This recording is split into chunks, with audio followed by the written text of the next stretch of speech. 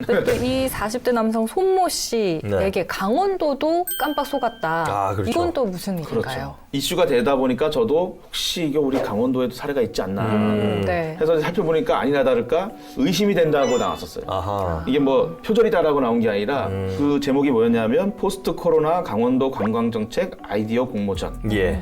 여기에 이제 뭐라고 냈냐면 면세 클러스터 조성을 통한 강원도 관광산업 발전 방안. 네. 요건데 강원도 담당자한테 전화를 해서 혹시 이거 표절인지 여부 확인됐냐 그랬더니 안 그래도 지금 확인을 하고 있다. 아직 표절인지 여부인지 모르겠다. 원작자도 못 찾았다. 이렇게 나오는 거예요. 전문 사이트가 있어요. 공유 사이트가. 거기는 유료로 자료를 다운받아서 출처 네. 밝혀서 이렇게 쓸 수 있는 예. 공동 사이트예요. 예. 저도 이제 거기다 댓글을 달았죠. 그 원작자한테 제가 이제 취재 중인데 원작자님이시면 제 전화번호 남길 테니까 이제 비공개로 이렇게 남겼어요. 이틀 만에 전화가 딱 왔다. 원래 그 논문을 썼던 분이? 썼던 분이 부산 사람인데 네. 뭐 무슨 일이 있냐 이렇게 나오는 거예요. 본인은 몰라요? 몰라. 그래서 지금 핫 이슈다. 이게 네, 선생님 자료가 네. 표절돼가지고 공모전에서 이제 상을 받았다. 음. 그러냐 그랬더니 뭐 근데 무슨 상을 받았니? 궁금하긴 한데. 최우수상을 기대했던 느낌이 오지 않는데 장려상을 받았다 이렇게 말씀드렸는데 지식을 공유하는 차원에서 그냥 올렸던 건데 누군가가 그렇게 나쁘게 쓴 것 같다. 그래서 좀 당황스럽고 황당하다 뭐 이런 반응이 있었죠. 그래서 피해 시군이 많아서 이거를 연대해서 집단 소송 검토한다고 했었는데 네. 만약에 소송 건다면 집단 소송으로? 사기죄가 될까요? 명예훼손, 업무방해죄가 될까요? 공모전에 표절 작품으로 출품을 한 거는 엄연한 범죄이고요. 네. 만약에 이제 공모전을 주최한 기관의 성격에 따라서 좀 달리 볼 수 있는데 기관이나 개인이 공모전을 주최를 한 것이라면은 개인의 업무를 방해한 것이기 때문에 업무 방해죄가 성립할 수 있고 만약 정부 기관이었다고 한다면은 이제 위계에 의한 공무집행 방해죄가 성립이 될 수가 있습니다. 그리고 상금 등을 받았다면 이제 사기죄가 성립할 수 있고 원 저작자가 고소를 할 수도 있습니다. 내 저작권을 침해했기 때문에 저작권법에 따른 고소를 하면 저작권법에서 이제 또 징역 5년, 또 2천만 원 이하 벌금, 그것도 형사처벌? 형사처벌 가능하고요. 또 저작자는 저작권을 침해당했기 때문에 손해배상 청구 소송까지도 할 수 있습니다. 아니 무서운 범죄네요? 네, 그럼요. 근데 그냥- 모르고 한 거죠. 이분은 상당히 큰 범죄를 저지른 걸 본인이 아시나 모르겠어요. 그래서 통화하는 때 분위기를 보니 네. 벌써 변호사가 있는 것 같다라는 거예요. 네. 그러니까 다 워낙 많으니까 인정을 해야 된다. 여기서 만약에 그렇지 피해를 않으면 줄이려면 더 소송 더 들어올 수 있을 테니까 무조건 인정하고 상금 뭐 환수 다 통일한다 그렇게 해야 된다고 했다는 것 같더라고요. 근데 이 원 저작자의 경우에는 저작권법 위반으로 고소할 수도 있고 민사소송을 해서 손해배상 손해배상. 받을 수도 있는데 숨어 있는 피해자들이 있습니다. 이렇게 공모전에서 뭐 최우수상 받고 장려상 받고 뭐 이렇게 상을 받아서 문집을 내거든요. 근데 문집을 이번에 다 폐기하겠다고 그럼 한다면 엄청난 손해가 발생하네요. 이제 그 문집에 들어있는 글은 또 같이 폐기되는 운명에 처하니까 정말 이제 원 저작자의 저작권만 침해한 것이 아니고 정말 다른 작가들의 작품도 침해를 한 것이 되는 거죠. 네, 그러니까 자세한 내용은 이따 별님에게 네네네. 물어봐서 좀 더 자세하게 말씀해 주시면 될 것 같습니다.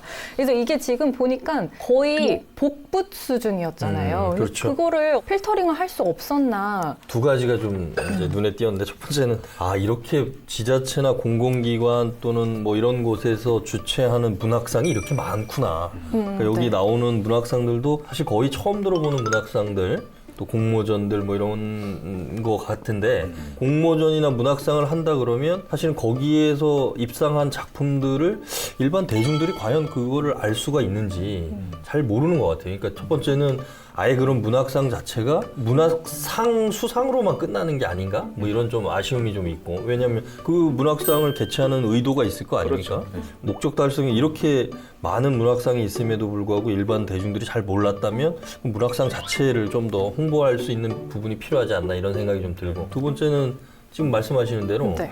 이런 문학상을 개최를 하면 심사위원들이 그런 여러 가지 어떤 단계별로 필터링을 할 텐데 이게 어디 다른 데 제출된 게 아닌가. 심지어는 자기 작품이라 하더라도 네. 한 번 수상을 했으면 그 작품을 다른 데 내면 이것도 자기 표절에 해당이 될 거 아니에요? 그런 문제가 있을 텐데 그런 걸 왜 검수하는 과정들이 누락이 돼 있는가. 이렇게 많이? 이거 좀 이상하네. 그래서 이번 사례 취재하면서 아니 어떻게 말씀하신 대로 이게 필터링이 네. 하나도 안 된 거냐 아니면 했는데 안 걸러진 거냐 네. 물어봤더니 그 솔직하게 얘기하더라고. 사실상 필터링 잘 안 한대. 안 한대요. 아. 왜냐면 구조 자체가 네. 접수를 할 때 경고 문구로 네. 이거 저작권 뭐 타인의 그거 표절하면 그렇죠. 되면서 경고하잖아요. 네. 그걸로 그냥 만족하는 거야. 설마 자기가 이런 경고까지 보고도 표절해서 내겠느냐 생각해서 이제 심도 있게 필터링을 안 하는 그런 분위기가 된 거죠. 그래서 아마 이번을 계기로 전국적으로 그런 그 작품 비교 과정이라든지 절차라든지 루트를 만들지 않을까 이런 생각이 근데 아마 그런 건 있을 겁니다. 뭐냐면 지금 여기에 등장하는 문학상이나 이런 것들이 조금 잘 알려지지 않은 문학상이고 소규모라든지 뭐 이런 걸 거예요. 근데 예를 들어서 큰 규모의 문학상이라든지 되게 권위가 있는 데는 이런 거 아예 철저하게 검수도 할 뿐더러 그렇죠. 예. 그런 데서는 아예 그 응모 자체, 그러니까 이분도 아예 대상을 안 할 것 같은 데를 응모하신 것 같아요, 보니까. 인터뷰를 봤는데 이 손모 씨가 일부러 이런 소규모 그렇죠. 그런 공모전 그리고 작은 지자체에서 하는 그런 잘 알려지지 않은 공모전을 좀 허점을 중점적으로 파고든 거죠. 허점을 노린 거죠. 그래서 이 뿌리라는 소설로 그 네. 글로리 시니어 신춘문예를 받았는데 네. 이건 애초에 참가 자격이 50세 이상 50살이 넘은 사람만 참가할 수 뭐 있는데 나이도 속였어요? 나이를 속이지 않았는데도 통과가 된 거죠. 수상을 했다고 합니다. 어. 그 공모전 주최한 곳에서 그만큼 꼼꼼하게 체크를 안 했다는. 이 사람 이력을 보면 한 30개인가 같아요. 의도는 뭐예요? 그럼 뭐 소소하게라도 자기가 그 수상 상금이라든지 뭐 이런 걸 타내려고 의도를 했던 건가요? 그 모 매체하고 인터뷰를 보면 네. 상금에 욕심이 났다. 상금에. 네. 그러니까 집중적으로 지난해 여기저기 도용을 하고 막 그렇게 한 거군요. 네. 가수 홍모 씨 논문 표절 사건도 있었잖아요. 그걸 이제 표절을 밝혀낸 게 카피킬러라는 카피킬러? 예, 카피킬러. 논문 그래서 카피킬러라고. 논문이에요. 그래서 이 논문하고 이제 각종 이제 글 같은 게 굉장히 자료가 데이터베이스가 수정이 많이 돼 있는데 이게 한번 비슷한지 돌려보면 표절률 딱 몇 프로 해가지고 나오거든요. 프로그램이. 예, 예. 그리고 유료입니다. 이제 무료는 일부 한 몇 장 안 돼요. 얇은 한 몇 장 정도는 무료로 할 수 있는데 논문 같이 두꺼운 경우에는 이제 유료로 검사를 받을 수가 있거든요. 얼마나 나왔어요, 표절? 그래서 아니 제 거는 아마 이렇게 이 공모전 같은데도 이런 카피킬러 사이트에 한번 쫙 돌려보면 글 전체를 표절을 하지 않더라도 중간중간 표절이 나올 수가 있거든요.